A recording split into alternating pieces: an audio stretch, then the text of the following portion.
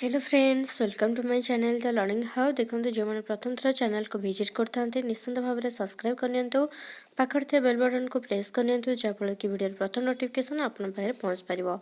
देखो आज आम काली पढ़ी आपंकर इंडक्टिव मेथड जोटा कि आरोह पद्धति कि आरोहण लिखाई गोटे गोटे प्लेस रे तो आपंकर से मेथड टी पढ़ी आज आम पढ़ा अवरोह पद्धति डिडक्टिव मेथड। तो डिडक्टिव मेथड हूँ अपोजिट ऑफ आपंकर इंडक्टिव मेथड। तो इंडक्टिव मेथड रे आम पढ़ी कौन आउ थे रिवाइज कर दूसरी। इंडक्टिव मेथड रे आम पढ़ी जे से मेथड रे आम प्रथमतः एग्जाम्पल टू रूल आम जाइए। ठीक अच्छे, मुझे इंडक्टिव मेथड कथा कहूँ आम से जाइए कौन एग्जाम्पल टू रूल जाइए। ठीक अच्छे, example to rule concrete to object अर्थात मूर्तरू अमूर्त आड़ को एवं आउ गोटे पॉइंट मुझे कही जे आपणकर स्पेसिफिक टू जेनेल। ठीक अच्छे, स्पेसिफिक टू जेनेल अर्थात आम निर्दिष्ट साधारण आड़ को गति करें ये तार ठीक अपोजिट हम आपंकर अवरोह पद्धति। अवरोह पद्धति कौन करा जाए ना आरोह पद्धति आम देखी कौन आरोह पद्धति जो आम सूत्र काढ़ा सूत्र निर्णय करवा से आरोह पद्धति आपंकर यूज होता है। ठीक अच्छे, तो पिलामाने कौन प्रकार सूत्र जानी ना आम प्रथम किसी एग्जाम्पल दबा वास्तव विशेष दृष्टांत आम दबा दे से आम देखुले जे आम सूत्र निर्णय करुले से आरोह पद्धति। किंतु अवरोह पद्धति ठीक अपोजिट। अवरोह पद्धति कौन करा जाए ना ये पिला माने ऑलरेडी सूत्र जानी था सूत्र को ये घोषिकी मन रखा पड़ता है सेटा को अप्लाई करती प्रायतः आपणकर विशेषकर मैथमेटिक्स क्षेत्र में अवरोह पद्धति यूज करा जाए कारण आपण मैंने जानते आम जो मैथमेटिक्स आम जेकोसी प्रोब्लेम गोटे सॉल्व करुचे आम सांगे सांगे फर्मूला पकई था तो से जो आम फर्मूला मन रखुचे फर्मूला अप्लाई करुचे से प्रोब्लेम टी सॉल्व करने से हूँ आपंकर डिडक्टिव मेथड बा अवरोह पद्धति।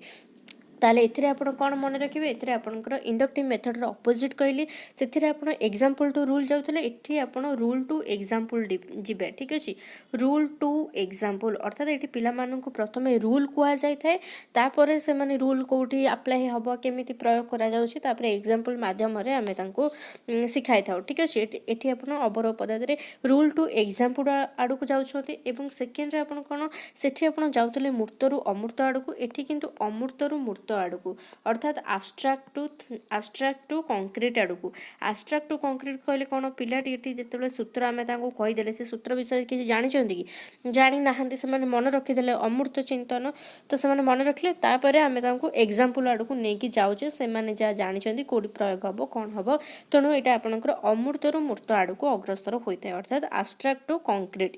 एवं आपंकर इंडक्टिव आम देखी जे से आपंकर थिला स्पेसिफिक टू जेनेल से प्रथम एग्जाम्पल दौले स्पेसिफिक एग्जाम्पल तादर आम रूल निर्णय करुले तेणु से स्पेसिफिक टू जेनेल आड़ को जाऊला किंतु अवरोह पद्धति हूँ ठीक तार अपोजिट ये आप जेनेल टू स्पेसिफिक आड़ को जी। ठीक अच्छे, जेनेल टू स्पेसिफिक अर्थात ये रूल हूँ आपंकर जेनेल नियम जहाँ रही जेनेल साधारण सत्य एवं से आम निर्दिष्ट सत्य आड़ को जावा आम जहाँ एग्जाम्पल हरिका सॉल्व करवा तो ये आप साधारण सत्य निर्दिष्ट सत्य आड़ को जावा। तो ये आप कौन मन रखिए अवरोह पद्धति आउ थे रिपीट करुच्ची अवरोह पद्धति आपंकर हूँ रूल टू एग्जाम्पल। प्रथमत रूल टू एग्जाम्पल अर्थात ये आप प्रथमतः पिला सूत्र नियम कह जाए निर्दिष्ट क्षेत्र में प्रयोग करा जाए तेणु यहाँ आपंकर साधारण सत्य निर्दिष्ट सत्य आड़ को अग्रसर होता है और अमूर्तरू मूर्त आड़ को आब्स्ट्राक्ट टू कंक्रीट आड़ को अग्रसर होता है। एथिरे देखंतु यही पद्धति निर्भुल एवं फलप्रद हो पार जदि सिद्धांत बा नियम नियम जोटा रूल आम पे कौचे तो से जो रूल बा नियम आम कहुचे से रूल बा नियम जो स्टेटमेंट गुड़िक उक्ति गुड़िक सुसंगत होगा उचित परस्पर जमी विरोधी हो से उक्ति गुड़िक सरल हो द्वि अर्थ बोधक शब्द वाक्य व्यवहार हो न सरल होती पिलाने से मन रखिपे बुझीपारे और उक्ति गुड़िक प्रतिष्ठित तथ्यावली अनुभूतिर विरुद्ध आचरण करूँ। तेणु ये तीनोटी पॉइंट आप मन रखिए ये तीनोटी पॉइंट जदि फुलफिल हो जाए आपंकर ये पद्धति निहाती भाव में निर्भुल और फलप्रद हो पार।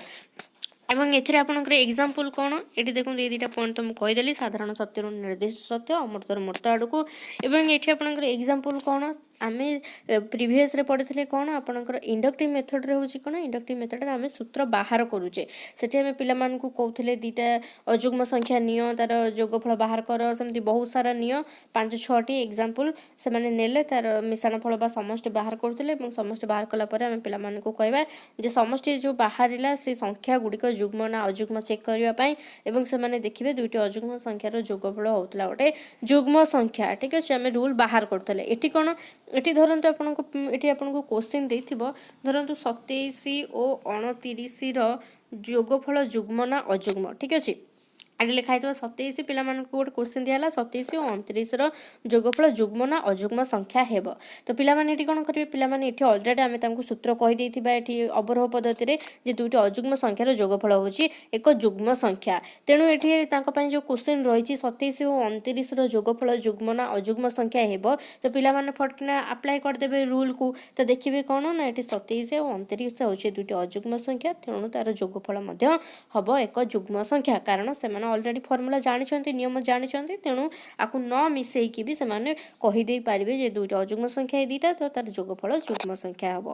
ଏବଂ ସେମିତି ଆମେ ଯେମିତି ଦେଖିଥିଲେ ଯେ ଆରୋହ ପଦ୍ଧତିରେ ଯେ ପିଲାମାନଙ୍କୁ ସେଠି ସୂତ୍ର ନିର୍ଣ୍ଣୟ କରୁଥିଲେ, ସେମାନେ ତ୍ରିଭୁଜ ନେଉଥିଲେ, ତା'ର କୋଣର ମାପ ବାହାର କରୁଥିଲେ, ତାପରେ ତା'ର ସମଷ୍ଟି ବାହାର କରୁଥିଲେ ଏବଂ ଲାଷ୍ଟକୁ ସିଦ୍ଧାନ୍ତରେ ଉପନୀତ ହେଲେ ଯେ ଯେକୌଣସି ତ୍ରିଭୁଜର ତିନି କୋଣର ପରିମାପର ସମଷ୍ଟି ହେଉଛି 180 ଡିଗ୍ରୀ। ସେଠି ଆରୋହ ପଦ୍ଧତି ୟୁଜ୍ କରାଯାଇଥାଏ। କିନ୍ତୁ ଏଠି ଅବରୋହ ପଦ୍ଧତିରେ କ'ଣ ହେଇଥାଏ, ଅବରୋହ ପଦ୍ଧତିରେ ଦେଖନ୍ତୁ ଅବରୋହ ପଦ୍ଧତିରେ ଏମିତି କୋଶ୍ଚିନ୍ ଥିବ, ଗୋଟେ ତ୍ରିଭୁଜ ଦେଇଥିବ ଯେ ଦତ୍ତ ତ୍ରିଭୁଜର କୋଣତ୍ରୟର ପରିମାଣର ସମଷ୍ଟି କେତେ। ଯେହେତୁ ଏଠି ପିଲାମାନେ ଅଲରେଡ଼ି ଫର୍ମୁଲା ଜାଣିଥିବେ ତ୍ରିଭୁଜର ତିନି କୋଣର ପରିମାଣ ସମଷ୍ଟି 180 ଡିଗ୍ରୀ, ତ ସେଇଠି ଡାଇରେକ୍ଟ ସେମାନେ କହିଦେଇ ପାରିବେ ଯେ ତିନି କୋଣର ପରିମାଣର ସମଷ୍ଟି 180 ଡିଗ୍ରୀ। କିମ୍ବା ଗୋଟେ ତ୍ରିଭୁଜ ଦେଇଛି, ଗୋଟେ ପି କୋଣ କ୍ୟୁ, ଧରନ୍ତୁ ଏଇଟା ପି କ୍ୟୁ ଆର୍, ତ ପି କୋଣ କ୍ୟୁ କୋଣ ଦେଇଛି, ଆର୍ କେତେ ପଚାରିଛି। ତ ଏଠି ପିଲାମାନେ କେମିତି ବାହାର କରିବେ, ପିଲାମାନେ ସୂତ୍ର ଲଗେଇବେ, କାରଣ ପିଲାମାନେ ଅଲରେଡ଼ି ସୂତ୍ର ଏଠି ଅବରୋହ ପଦ୍ଧତିରେ ଅଲରେଡ଼ି ସୂତ୍ର ସେମାନେ ଜାଣିଥିବେ, କାରଣ ଅବରୋହ ପଦ୍ଧତିରେ ଆଗ ତାଙ୍କୁ ରୁଲ୍ ବା ସୂତ୍ର ବା ନିୟମ କୁହାଯାଇଥାଏ। ତେଣୁ ପିଲାମାନେ ଜାଣିଥିବେ ତ୍ରିଭୁଜର ତିନି କୋଣର ପରିମାଣ ସମଷ୍ଟି ହେଉଛି 180 ଡିଗ୍ରୀ, ସେଇ ଫର୍ମୁଲା ଲଗେଇକି ସେମାନେ ଏଠି ଆର୍ ନିର୍ଣ୍ଣୟ କରିପାରିବେ। ସେଇଭଳି ଦେଖନ୍ତୁ ଯେମିତିକି ଆପଣଙ୍କର ଆରୋହ ପଦ୍ଧତିରେ ଏକ୍ଜାମ୍ପଲ୍ ଥିଲା, ସେମାନେ ବେସିକ୍ ମେଥଡ଼ ଯେଉଁଟା ଧାରାରେ ଯେମିତି କରନ୍ତି, ତ ସେଠି ସେମିତି କଲେ ଏବଂ ଲାଷ୍ଟକୁ ସୂତ୍ର ନିର୍ଣ୍ଣୟ କରୁଥିଲେ। କିନ୍ତୁ ଅବରୋହ ପଦ୍ଧତିରେ କ'ଣ, ଅବରୋହ ପଦ୍ଧତିରେ ଏଠି ଆପଣଙ୍କୁ ଯେଉଁ ପ୍ରଶ୍ନଟା ଦିଆଯାଇଛି ଆପଣଙ୍କର ସିମ୍ପଲ୍ ଇଣ୍ଟରେଷ୍ଟ ଉପରେ, ଏଠି ସେମାନେ ଡାଇରେକ୍ଟ ଫର୍ମୁଲା ଲଗେଇବେ ସିମ୍ପଲ୍ ଇଣ୍ଟରେଷ୍ଟ ଇଜିକାଲ୍ ଟୁ PTR/100, କାରଣ ଏଠି ଆମେ ତାଙ୍କୁ ଆଗରୁ ସୂତ୍ର ବା ନିୟମ କୁହାଯାଇଥାଏ, ସେମାନେ ଆପ୍ଲାଏ କରିକି ତା'ର ସଲ୍ୟୁସନ୍ ବାହାର କରିବେ। ଏଇଟା ହେଉଛି ଅବରୋହ ପଦ୍ଧତି। ଅବରୋହ ପଦ୍ଧତି ହେଉଛି ଆରୋହ ପଦ୍ଧତିର ଠିକ୍ ଅପୋଜିଟ୍। এবং ଦେଖନ୍ତୁ ଆର ବି କିଛି ବୈଶିଷ୍ଟ୍ୟ ଏବଂ ମେରିଟ୍ସ ଡିମେରିଟ୍ସ ରହିଛି ଏବଂ ମେରିଟ୍ସ ଡିମେରିଟ୍ସ ଉପରେ ବି ଆପଣଙ୍କର କୋଶ୍ଚିନ୍ ଆସିଥାଏ। ତେଣୁ ଆପଣ ଥରେ ରିଡ଼ିଂ ମାରିଦେବେ। ତ ଏ କହିଲା ଏହି ପଦ୍ଧତି ସଂକ୍ଷିପ୍ତ କମ୍ ସମୟ ଆବଶ୍ୟକ କରେ। ଦେଖନ୍ତୁ ଆପଣଙ୍କର ଆରୋହ ପଦ୍ଧତି ସମୟ ସାପେକ୍ଷ ଥିଲା, ପରିଶ୍ରମ ସାଧ୍ୟ ଥିଲା, କାରଣ ଆପଣ ସୂତ୍ର ବାହାର କରିବେ, ତା ପାଇଁ ବହୁତ ସାରା ଆପଣଙ୍କୁ ଏକ୍ଜାମ୍ପଲ୍ ନେବାକୁ ପଡ଼ିବ, ତାକୁ ସଲ୍ଭ କରିବା ପାଇଁ ପଡ଼ିବ। ଏଠି କିନ୍ତୁ କ'ଣ, ଏଇଟା ହେଉଛି ସଂକ୍ଷିପ୍ତ କମ୍ ସମୟ, ଅର୍ଥାତ୍ ଏଠି ଆପଣ ଫର୍ମୁଲା ଜାଣିଛନ୍ତି, ଫଟାଫଟ ଫର୍ମୁଲା ଆପ୍ଲାଏ କଲେ ଆନ୍ସର୍ ବାହାର କରିଦେଲେ, ତେଣୁ ଏଇଟା ସଂକ୍ଷିପ୍ତ କମ୍ ସମୟ ଆବଶ୍ୟକ କରେ। ଏଠି କିନ୍ତୁ ଆପଣଙ୍କର ପିଲାମାନଙ୍କର ସ୍ମୃତି ଶକ୍ତି ଉପରେ ଏଇଟା ଡିପେଣ୍ଡ କରିଥାଏ। ପିଲାମାନେ ଫର୍ମୁଲାକୁ ମନେ ରଖିବା ପାଇଁ ତାଙ୍କର ସ୍ମୃତି ଶକ୍ତି ବା ମେମୋରି ପାୱାର ଥିବା ଦରକାର। ଏବଂ ଦେଖନ୍ତୁ ସମସ୍ୟା ସମାଧାନର ଗତି ଏବଂ ଦକ୍ଷତା ଏଠି ତ୍ୱରାନ୍ୱିତ ହୋଇଥାଏ। ସେମାନେ ଫର୍ମୁଲା ମନେ ରଖିଛନ୍ତି ମାନେ ସେମାନେ ଜଲ୍ଦି ଜଲ୍ଦି ଆପ୍ଲାଏ କରି ଆନ୍ସର୍ ବାହାର କରିପାରିବେ। ଏବଂ ପ୍ରାରମ୍ଭିକ ଶିକ୍ଷାର୍ଥୀମାନଙ୍କ ପାଇଁ ବିଶେଷ ଉପଯୋଗୀ, ଯେଉଁମାନେ ପ୍ରାରମ୍ଭିକ ଶିକ୍ଷାର୍ଥୀ, ଛୋଟ ପିଲା, ତ ସେମାନେ ତ ଏତେ ଜଲ୍ଦି ସୂତ୍ର ବାହାର କରିପାରିବେ ନାହିଁ, କିନ୍ତୁ ଆମେ ଯଦି ଯେକୌଣସି ଫର୍ମୁଲା କହୁଛେ ତାହେଲେ ସେ ମନେ ରଖିକି ନିହାତି ଭାବରେ କରିପାରିବେ। ଏବଂ ଛାତ୍ରଛାତ୍ରୀମାନଙ୍କ ଅଙ୍କ କଷିବା କୌଶଳ, ନିର୍ଭୁଲ ଭାବ ଏବଂ ନିର୍ଭୀକତା ଏଥିରେ ବୃଦ୍ଧି ପାଇଥାଏ। ଅଭ୍ୟାସ ଏବଂ ପୁନର ଆଲୋଚନା ପାଇଁ ଏହା ବିଶେଷ ଉପଯୋଗୀ ହୋଇଥାଏ ଆପଣଙ୍କର ଅବରୋହ ପଦ୍ଧତି। ଏବଂ ଯଦି ଆମେ ଡିମେରିଟ୍ସ ଦେଖିବା, ତ୍ରୁଟି ଦେଖିବା, ତ ଡିମେରିଟ୍ସରେ କ'ଣ ହୋଇଥାଏ ଦେଖନ୍ତୁ, ଡିମେରିଟ୍ସରେ କହିଲା ଏହି ପଦ୍ଧତିରେ ଅନେକ ଗୁଡ଼ିଏ ସୂତ୍ର ଓ ନିୟମ ମୁଖସ୍ଥ କରିବା ବିଦ୍ୟାର୍ଥୀ ପାଇଁ କଷ୍ଟସାଧ୍ୟ ହୋଇଥାଏ। ତ ଏଇଟା ହେଉଛି ତା'ର ଡିମେରିଟ୍ସ। ଡିମେରିଟ୍ସରେ ଯେହେତୁ ଆପଣଙ୍କର ଅବରୋହ ପଦ୍ଧତିରେ ପିଲାମାନଙ୍କୁ ଏଠି ଫର୍ମୁଲା ବା ସୂତ୍ର ବା ନିୟମ ମନେ ରଖିବାକୁ ପଡ଼ିଥାଏ, ତେଣୁ ଏଇଟା ତାଙ୍କ ପାଇଁ କଷ୍ଟସାଧ୍ୟ ହୋଇଥାଏ, କାରଣ ସୂତ୍ର ଭୁଲିଗଲେ ସେମାନେ ସମସ୍ୟା ସମାଧାନ କରିପାରିବେ ନାହିଁ। ଏବଂ ଏଥିରେ ବୋଧ ଶକ୍ତି ଅପେକ୍ଷା, ଏଥିରେ ବୁଝିବା ଅପେକ୍ଷା ଆପଣଙ୍କର ବେଶୀ ଏଠି ମେମୋରି ଉପରେ ବେଶୀ ଏଇଟା ଡିପେଣ୍ଡାଣ୍ଟ, କାରଣ ସୂତ୍ର ମନେ ରଖିବେ। କିନ୍ତୁ ଆରୋହ ପଦ୍ଧତିରେ କ'ଣ, ଆରୋହ ପଦ୍ଧତିରେ କିଛି ମନେ ରଖିବେନି, ସେମାନେ ବୁଝି ନିଜେ ସେଠି ସୂତ୍ର ବାହାର କରିବେ। ଏଠି କିନ୍ତୁ ସେମାନେ ସୂତ୍ରକୁ ମନେ ରଖିବା ପାଇଁ ପଡ଼ିଥାଏ। ଏବଂ ଚିନ୍ତା ଓ ପ୍ରଜ୍ଞା ଶକ୍ତିର ଏଠି ବିକାଶ ସାଧନ ହୋଇନଥାଏ, କାରଣ ଏଠି ସେମାନେ କିଛି ଚିନ୍ତା କରୁନାହାନ୍ତି, କୌଣସି ମ୍ୟାଥମେଟିକ୍ସ କେମିତି ସଲ୍ଭ ହେବ, କ'ଣ ହେବ ଧାରାରେ କି କ'ଣ, ଏଠି କିଛି ଚିନ୍ତା କରୁନାହାନ୍ତି, ଡାଇରେକ୍ଟ ଫର୍ମୁଲା ମନେ ରଖିକି ଆପ୍ଲାଏ କରୁଛନ୍ତି। ଏବଂ ଛାତ୍ରଛାତ୍ରୀମାନଙ୍କର ଆବିଷ୍କାର ମନୋବୃତ୍ତିର ଏଥିରେ ଅଭିବୃଦ୍ଧି ହୋଇନଥାଏ। ଶିକ୍ଷାର୍ଥୀ ନିଷ୍କ୍ରିୟ, ଶିକ୍ଷକ ଶିକ୍ଷିକା ସକ୍ରିୟ ଭୂମିକା ନେଇଥାନ୍ତି ଏବଂ ଅଭିପ୍ରେରଣା ବୋଲି କିଛି ମୋଟିଭେସନ୍ ଫ୍ୟାକ୍ଟର ଏଥିରେ ନଥାଏ। ଏବଂ ବାସ୍ତବ ଏବଂ ନିର୍ଦ୍ଦିଷ୍ଟ ଉଦାହରଣ ବିନା ସାଧାରଣ ନିୟମ ବା ସୂତ୍ରକୁ ବୁଝିବା ଛାତ୍ରଛାତ୍ରୀମାନଙ୍କ ପାଇଁ କଷ୍ଟକର ହୋଇଥାଏ।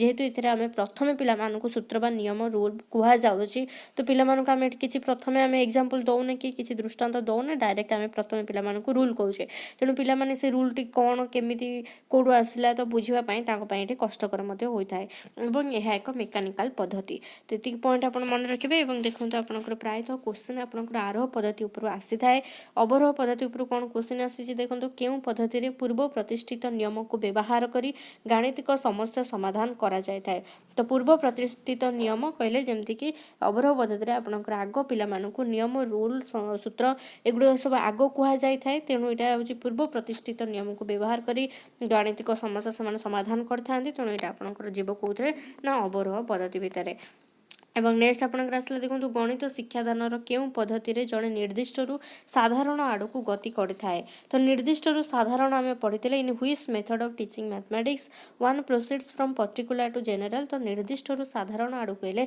एग्जांपल टू रूल बा आपनकर निर्दिष्ट रु साधारण जोटा कि म कहितली स्पेसिफिक टू जनरल बा पर्टिकुलर टू जनरल एटा होची आपनकर आरोहण पद्धति बा इंडक्टिव मेथड एटा हम काली पढितले एवं आपनकर अवरोह पद्धति ठीक अपोजिट कोन एटा साधारण रु निर्दिष्ट आडकु एवं तापर देखंतु 108 देखंतु एटा भी आपनकर प्रीवियस ईयर सब आसीची तो त्रिभुजर तीन कोणर परिमाणर समष्टि होची 180 डिग्री यह षष्ठ श्रेणी रे शिक्षादान पाई केउ पद्धति सर्वोत्कृष्ट अटे आरोह अवरोह विश्लेषण संश्लेषण तो त्रिभुजर तीन कोणर समष्टि 180 डिग्री आम षष्ठ क्लास माने षष्ठ क्लास रे जेमति कि आपनकर जियोमेट्री पार्ट रे उपपाद्य एगुडी उपपाद्य रे थाए उपपाद्य प्रमाण कर तो एटी पिला माने कोन करबे ना एटी पिला माने त्रिभुज तीनटी अंकन करिवे टेबल काटिबे परिमाण निर्णय करेंगे तार समष्टि निर्णय करेंगे तापर बाहर करेंगे अतएव एथरो आम यही सिद्धांत उपनीत हेलु जे त्रिभुजर तीन कोण समष्टि होची 180 डिग्री ताले एटा आपनकर आरोह पद्धति बा इंडक्टिव मेथड एवं नेक्स्ट आसला देखो उच्च श्रेणी रे ज्यामितिर जुक्तिमूलक प्रमाण शिक्षादान पाई केउ पद्धति